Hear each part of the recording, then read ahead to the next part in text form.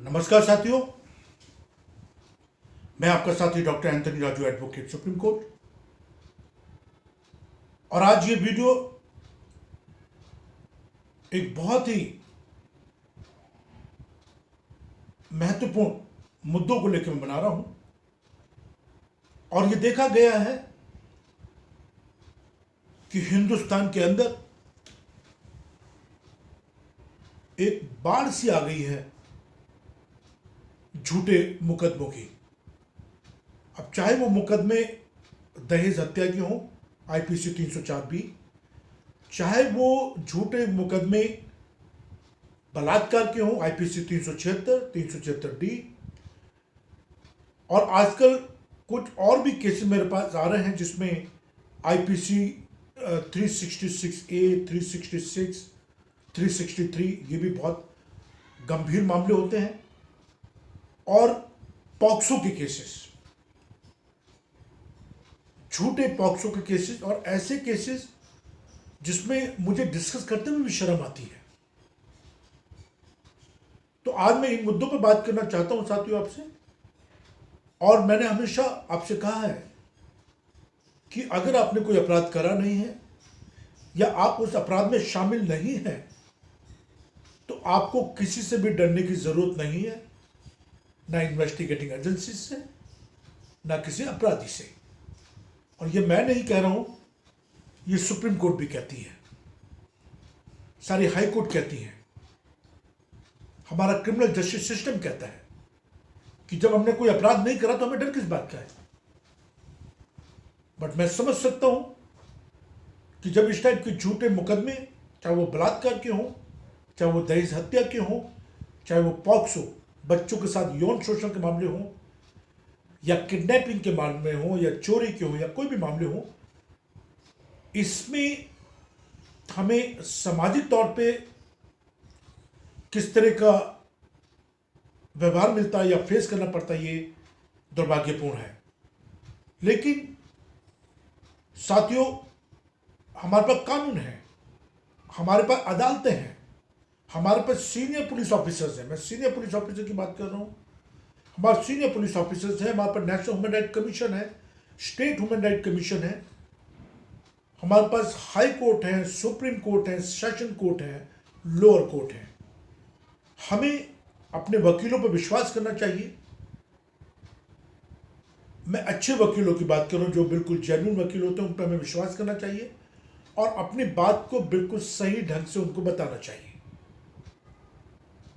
और क्योंकि झूठे मुकदमे का कोई भी शिकार हो सकता है, और मैं साथ साथ ये भी कहना चाहता हूं कि आपका व्यवहार आपके पड़ोसियों के साथ बहुत अच्छा होना चाहिए, और आपके पड़ोसियों को भी ये ध्यान रखना चाहिए कि अगर आज कोई अत्याचार आप पर हुआ है तो कल हो सकता है उनका नंबर भी आ जाए।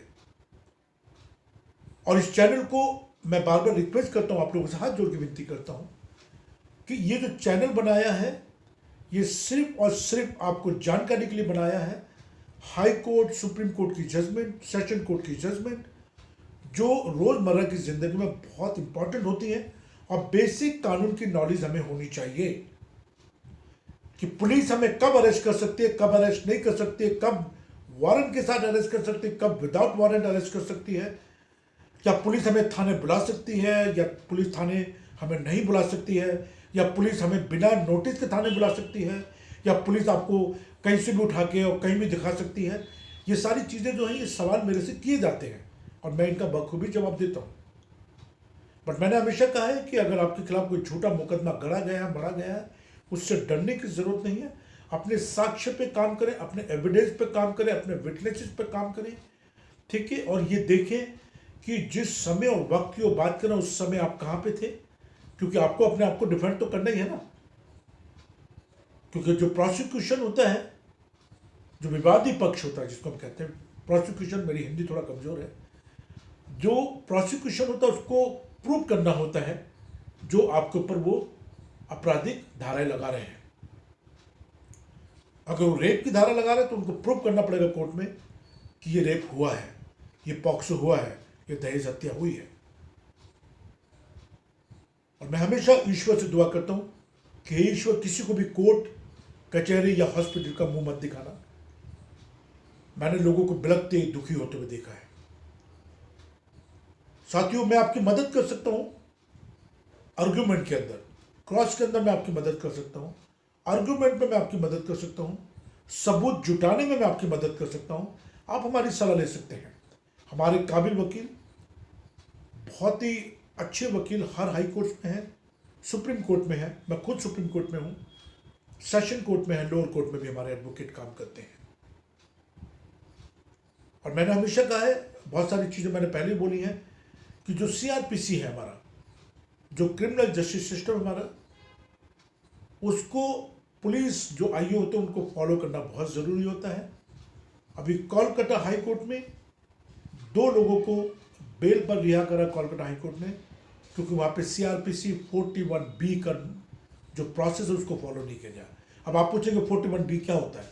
41B ये होता है कि जहाँ से पुलिस आपको अरेस्ट करने आई है, वहाँ पुलिस को मेमो बनाना पड़ेगा, अरेस्ट मेमो बनाना पड़ेगा, आपको बताना पड़ेगा वो किस लिए आपको अरेस्ट कर रहे हैं, आपको एफआईआर या कंप्लेंट की कॉपी उनको दिखानी पड़ेगी आपको, और किस समय कहाँ से वो अरेस्ट कर रहे हैं वो वहाँ पे अरेस्ट मेमो बनाएंगे।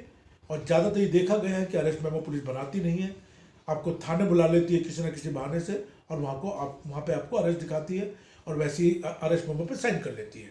बट अरेस्ट मेमो पे साइन या तो कोई फैमिली मेम्बर करेगा, या वहाँ का कोई गणमान्य व्यक्ति साइन करेगा, या कोई विटनेस उस पर साइन करेगा। विटनेस के सिग्नेचर होना बहुत ज़रूरी है अरेस्ट मेमो पे। और इसी चीज़ को ध्यान में रखते हुए कोलकाता हाई कोर्ट ने 2 लोगों को बेल पर रिहा कर दिया।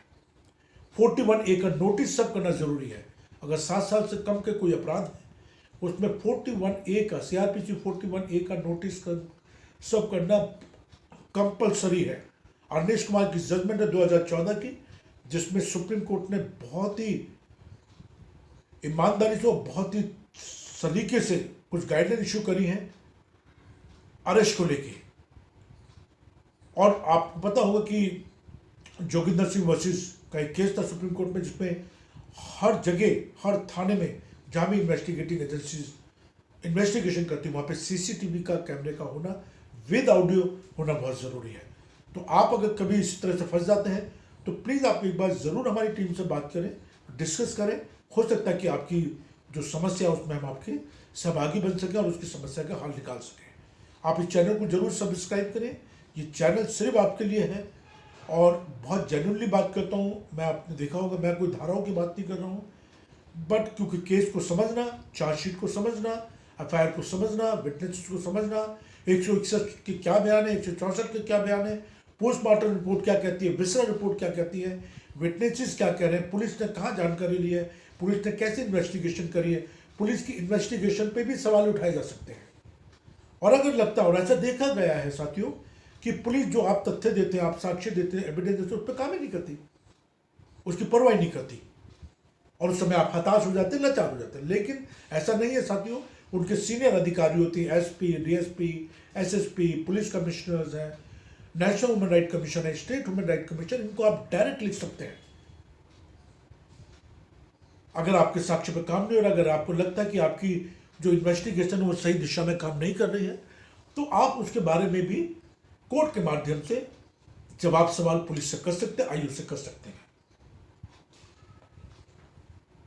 बट सबसे पहले हमें अपने दिमाग से डर निकालना पड़ेगा, क्योंकि जो डर है यही आदमी को आपराधिक बना देता है। और मैंने कई बार देखा है कि जब लोगों के खिलाफ एफआईआर दर्ज हो जाती है तो लोग अपना घर छोड़ के भाग जाते हैं। किस लिए? अगर आपके खिलाफ एफआईआर बन गई है तो उसमें से ना किसी का नाम निकाला जा सकता है, ना किसी का नाम डाला जा सकता है, ना उसमें कोई धारा ऐड करी जा सकती है, ना कोई धारा निकाली जा सकती है। ये सारी जो ताकत है, ये पावर सिर्फ कोर्ट के हाथ में होती है, अदालतों के हाथ में होती है। पुलिस अधिकारी या पुलिस ऑफिसर उसमें कुछ नहीं कर सकता एक बार अगर आपकी एफआईआर बन गई। एफआईआर बनने के बाद में पुलिस को इन्वेस्टिगेशन करनी होती है। पुलिस इन्वेस्टिगेशन में आपकी एफआईआर लगा सकती है कि भाई जिस वजह को लेके आपके खिलाफ एफआईआर हुई है, इसमें पुलिस को कुछ नहीं मिलता है तो पुलिस आपकी एफआईआर लगा सकती है, क्लोजिंग रिपोर्ट भी लगा सकती है। लेकिन जो आपराधिक, जिस पर ऊपर अपराध हुआ तो वो उसको चैलेंज भी कर सकता है, उस पर प्रोटेस्ट कर सकता है वो। तो ये ध्यान रखिए, ऐसा नहीं कि पुलिस ने अगर क्लोजिंग रिपोर्ट लगा दी तो आपके खिलाफ एफआईआर खत्म हो गई, ऐसा नहीं है। एफआईआर और रद्द करने की जो पावर है वो सिर्फ सुप्रीम हाई कोर्ट के पास है। क्वेश्चन करने की पावर हाई कोर्ट के पास है। अगर आपको लगता है कि आपके खिलाफ साजिश रची जा रही है तो प्लीज आप ट्रायल का वेट मत कीजिए और आप किसी चीज का वेट मत कीजिए। आप सीधा हाई कोर्ट की शरण में जाइए। हमारे एडवोकेट बैठे हाई कोर्ट के अंदर, वो आपकी पूरी मदद करेंगे। और आप हाई कोर्ट जा सकते हैं एफआईआर से पहले भी और एफआईआर के बाद भी। अगर एफआईआर से पहले आपको पता लगता है या आपके खिलाफ कोई कंप्लेंट दे दी गई है या आपको लगता है कि कुछ साजिश आपके खिलाफ रची जा रही है, आपको प्रूफ होना चाहिए इस चीज के। आपके पास प्रूफ होनी चाहिए कि अगर आपको लगता है कि आपके खिलाफ कोई साजिश रची जा रही है और आपको लगता है कि आपको अरेस्ट होने के चांसेस है, आपके खिलाफ पॉक्सो का या रेप का या दहेज हत्या कुछ मामला दर्ज होने की कोशिश हो रही है ना, तो आप प्लीज इसका इंतजार ना करें। बिल्कुल भी इंतजार ना करें कि पुलिस आपको अरेस्ट करे, बिल्कुल भी इंतजार ना करें कि कोर्ट आपको सजा सुनाए, बिल्कुल भी इंतजार ना करें कि आपको जेल जाना पड़े। जैसे ही आपको पता लगता है इसके बारे में, आप हमारी टीम है उनसे कांटेक्ट कर सकते हैं। नंबर मेरा डायरेक्ट है 9873005424, 9873005424। इस पर आप मुझे कॉल कर सकते हैं, व्हाट्सएप कर सकते हैं, SMS कर सकते हैं, व्हाट्सएप कॉल कर सकते हैं, वीडियो कॉल कर सकते हैं। एक छोटी सी नॉमिनल कंसल्टेंसी फी होती है जो केस के हिसाब से हम लोग चार्ज करते हैं, वो भी हम आपको बताएंगे टाइम टू टाइम जैसे केस आपका डिस्कशन होगा। लेकिन एक ही समझदारी आपने करनी है कि जो आपके केस को रिप्रेजेंट करते हैं, क्योंकि जैसे कहते हैं ना, जितना नमक डालेंगे उतना खाना नमकीन हो जाएगा, या जितना चीनी डालेंगे उतनी चाय मीठी होगी। तो सब कुछ सेम होता है, कोर्ट कचहरी में सेम होता है। जो वकील होते हैं वो आपके बहुत अच्छे वकील होने चाहिए, उनको कानून की नॉलेज होनी चाहिए, उनकी एक्सपर्टीज होनी चाहिए, उनको केस को रिप्रेजेंट करने का तरीका पता होना चाहिए, उनको पता होना चाहिए कि जज साहब के सामने कैसे केस को रिप्रेजेंट करना है, और जो वो रिप्रेजेंट करने जा रहे हैं क्या आपने उसको पढ़ा है। आप जो भी पटिशन बनते हैं उसको जरूर ध्यान से पढ़ें कि जो आप कहना चाहते हो वो पटिशन में लिखा है या नहीं लिखा है, या जो आपके मन में चल रहा है, जो आपके एविडेंस है, क्या उसको पटिशन में डाला गया है या नहीं डाला गया। इस चीज़ पर भी आपको ध्यान देना पड़ेगा और अच्छे वकील की तलाश करें। अच्छे वकील ही हैं जो आपको बचा पाएंगे। और साथ ही मैं आपको बता देता हूँ कि अगर एक बार केस खराब हो गया तो उसको करेक्शन करना थोड़ा मुश्किल हो जाता है। एक बार कोई डॉक्यूमेंट हम जमा कर देते हैं कोर्ट में तो उसको जस्टिफाई करना बड़ा मुश्किल हो जाता है। और मैंने हमेशा कहा है कि जो झूठी केसेस होते हैं वो बुनियाद कभी मजबूत हो ही नहीं सकती, वो बुनियाद हमेशा गिरेगी और वो केस कोलैप्स होंगे। एक घर होता है साथियों, अगर हम उसकी बुनियाद को कमजोर तरीके से खड़ा करेंगे तो क्या होगा, वो घर गिर जाएगा।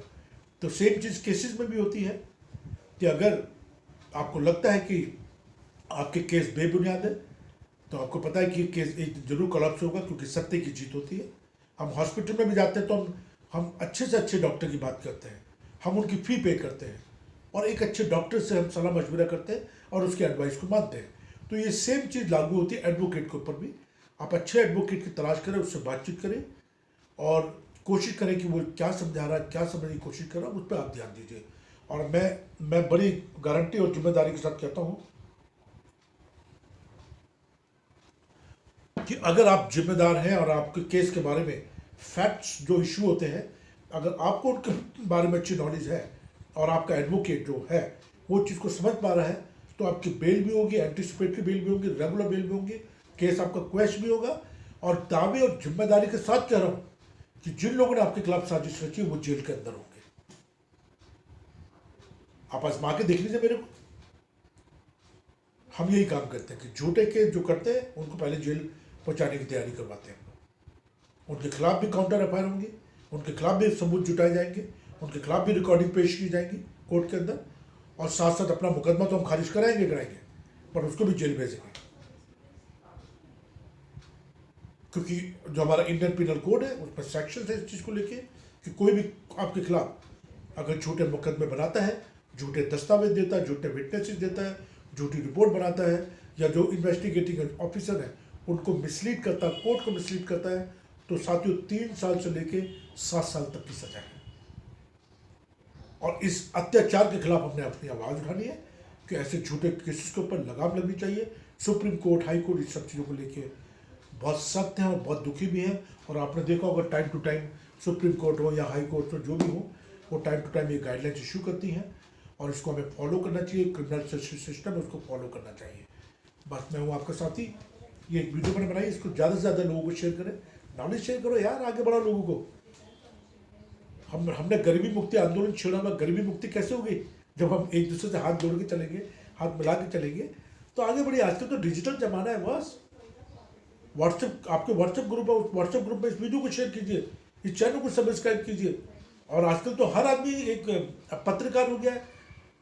अब एक कूड़े वाला क्या, कोई भी हो, इवन आज की डेट में तो भिखारी भी मोबाइल लेकर घूमता है। तो आपके पास भी मोबाइल है, कहीं भी अत्याचार हो रहा, सीधा रिकॉर्डिंग करना शुरू करें। आंख और कान खोल कर रखो बॉस, अत्याचार के खिलाफ आवाज उठानी है। नहीं, कब तक आप इस गरीबी जिंदगी में जीते रहोगे? कब तक इस लाचारी जिंदगी में जीते रहोगे? जय हिंद, जय भारत। मुझे उम्मीद है कि मैंने कोई ऐसे अपशब्दों का यूज़ नहीं करा होगा। लगा हो तो मैंने कोई ऐसे अपशब्दों का यूज़ करा तो उसके लिए मैं क्षमा याचना चाहता हूँ। बट हमेशा आपसे मिलता रहूँगा, बात करता रहूँगा। और बस यही है, आप लोगों के लिए काला कोट पहना है, गरीबों के लिए काला कोट पहना है। गरीबों की मदद करना चाहते हैं, जिसके लिए हमारे वकील भाई लाखों रुपए, करोड़ों रुपए चार्ज करते हैं। उसके लिए हम लोग कहते हैं यार चलो गरीबों की सेवा करो, मदद करो यार। ईश्वर है ना, ईश्वर देख रहा है ऊपर से, वो मदद करेगा, हमारी आपकी मदद करेगा। जय हिंद, जय भारत। ठीक है, बढ़ते रहिए आप।